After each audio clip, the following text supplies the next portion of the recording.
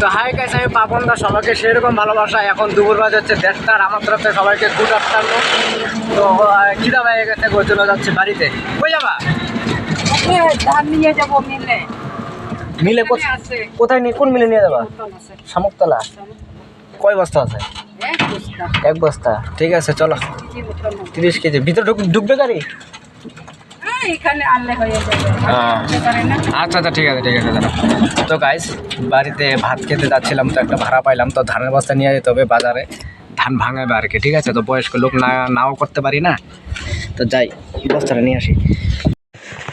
তো গাইস দেখতে পাচ্ছি যে ধানের বস্তাটা নিয়ে যাচ্ছি, 1 বস্তা 30 কেজি না 40 কেজি হবে, পিটিয়ে নিয়ে যাচ্ছি, কারণ রাস্তাটা ভালো না, ওই জন্য এদিকে টোটোটা ঢোকে না। ঠিক আছে, এই যে টোটো। তো চলো যাওয়া যাক মিলে।